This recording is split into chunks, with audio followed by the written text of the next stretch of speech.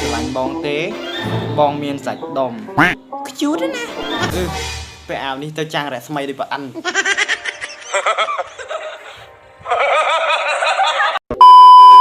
អូនេះនៅពេលដែលអាវយើងប្រឡាក់ក្រែមបាទអូប្រុសដែលលួចមានត្រីខ្លាច់ពុនហ្នឹងណាត្រូវប៉ាននេះបាទគេយកអាបាក់ទៅអកលហ្នឹងបាញ់បាទ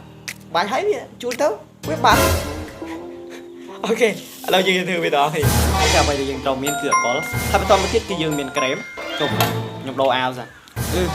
ពេលអាវនេះទៅចាំងរស្មីដូចប្រអិនបងពាក់អាវនេះវិញដោយសារវាមើលទៅចាំងព្រាកបាទហើយយើងដាក់ក្រែមគាត់ដាក់ក្រែមមកនេះមកណាអូខេខ្ញុំដាក់ជាងមកបាទយើងដាក់វារួចហើយនេះបាទយើងនឹងធ្វើការបាញ់មកបាទពេលយើងបាញ់ហើយនេះអាកុលបងប្អូនទីថាមែនអាកុលបាញ់អស់ម្ដងហ្មងតែអូខេយើងបាញ់ហើយយើងធ្វើការជូតអូខេឥឡូវយើងទទួលបានលទ្ធផលដ៏ប្រសើរសម្រាប់យើងទាំងអស់គ្នាជាពិសេសសម្រាប់ប្រុសៗដែលលួចមានស្រីហើយបងប្អូនទាំងអស់គ្នារាប់ឲ្យខ្ញុំនឹងលើកឲ្យមើល1 2 3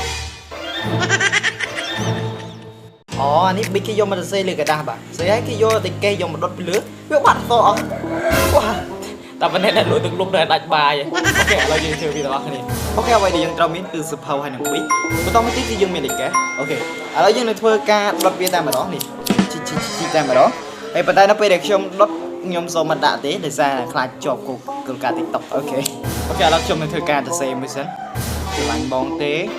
បងមានសាច់ដុំខ្ជូតណាសៀវភៅគឺទុកសម្រាប់បាត់ត្រារីអស្រះជីវ៉ាទុកសម្រាប់បងតែបើអូនចង់បានប្រុសស្មោះវិចារផ្ដោះផ្ដងរៀងស្អាតកន្លងកុំភ្លេចបណ្ឌិតស្នេហាបូឡាវីណាគេបូឡាវីអត់ស្គាល់ទេមើលបាទចុះមុខចឹងបណ្ឌិតស្នេហាស្រីណាយកនឹងរូបមន្តទេនេះមិនរូបឡៅនេះទៅរូបមន្តឡើងកឿហ្មងឥឡូវឡើងសង្ហាក្រឹបអូខេឥឡូវខ្ញុំនឹងធ្វើការដុតឲ្យអ្នកនរគ្នាត្រៀមណាប៉ុន្តែនៅពេលដែលខ្ញុំដុតខ្ញុំអត់ឲ្យបងប្អូននរគ្នាមើលទេព្រោះឲ្យដោយសារខ្លាចខុសគោលការណ៍ TikTok ឥឡូវខ្ញុំសូមដុតនៅនេះហ្នឹងណាអូខេ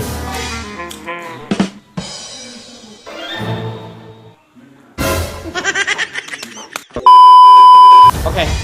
លទ្ធផលនឹងត្រូវប្រកាសបន្តិចទៀតនេះហើយអ្នកនរគ្នាសូមរាប់អូខេ1 2 3សូមអរគុណសូមជម្រាបលា